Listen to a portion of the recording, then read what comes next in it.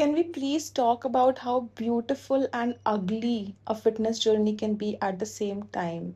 Because what do you mean? My skin is glowing, my body is healthy, and I feel amazing and beautiful.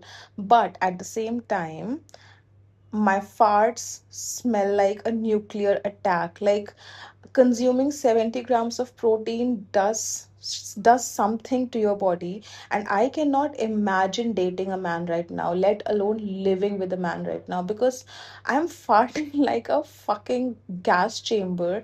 It's horrible. I cannot even imagine how people who have been doing this whole fitness routine for so many years, how do they manage to get partners? How do they manage to get boyfriends or girlfriends? Because I would never date myself right now. Ew. Ew, my farts smell like shit. I'm not even exaggerating. My mother's staying here with me right now, and I'm actually using my farts as a blackmail tactic here, because if she does not get me whatever I want, I just go and fart near her, and then she is traumatized.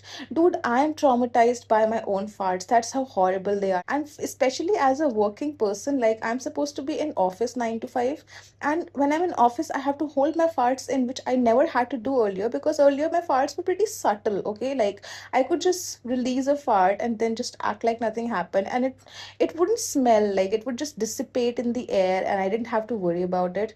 But now if I fart, oh my god, it stays, it lingers. It lingers all around me, and there's no way people can't tell that it was me who did that. And so I have to like hold them in, and then once in a while I go to the washroom just to let my farts out. And dude, the entire cubicle smells like somebody, something, some slaughter happened there or something.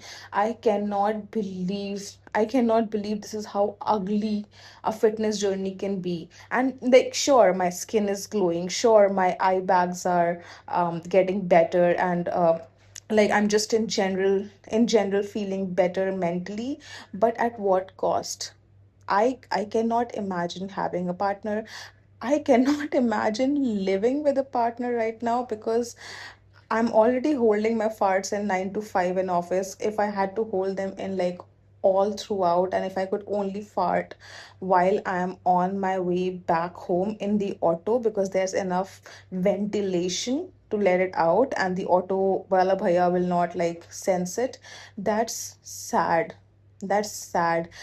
Oh my God, I think I'm gonna be single if I continue being on this fitness journey, which is tragic, because I know I'm gonna turn out so hot and so desirable, but at what cost? At what cost am I becoming this desirable woman?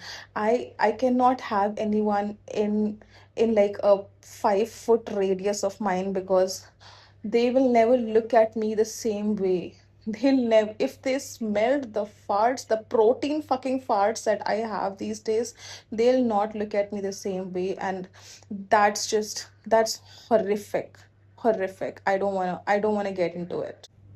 But anyway, talking about my fitness journey, I have started a fitness journey again. So the last time I talked about my fitness journey, I was talking about how I joined a gym and how I paid for like 3 months in advance, because that's how confident I was that I'm gonna go to the gym this time. And I was so happy for the 3 days that I did go to the gym before I was evicted and I had to completely relocate. And since I'm no more near that gym, anywhere in the vicinity of that gym, like I just cannot go there.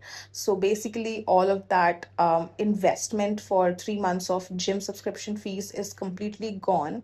And so I, for a moment, I thought, maybe fitness is not for me.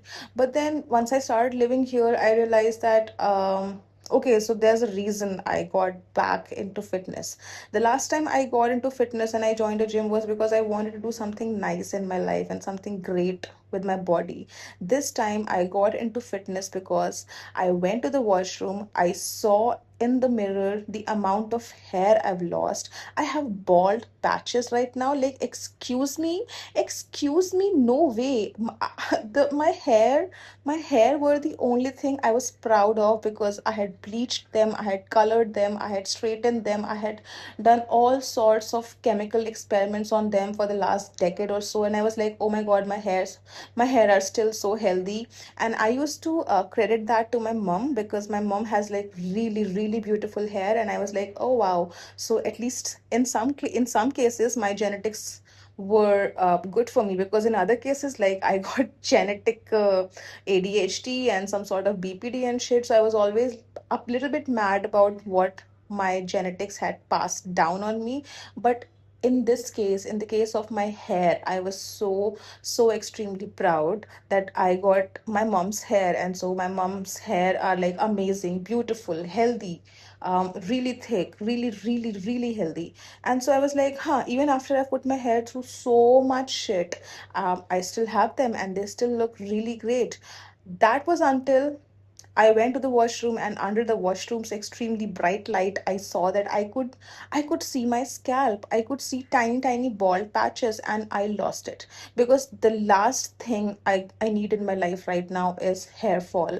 Dude, the only thing holding me together right now is the fact that I have hair on my head.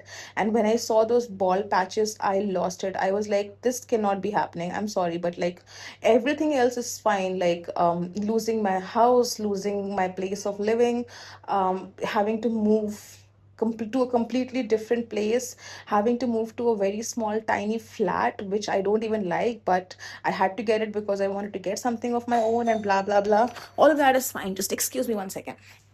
So that was the doorbell of my flat, of my very own flat, because I had ordered more paneer, more milk, more protein like yogurt and whatnot.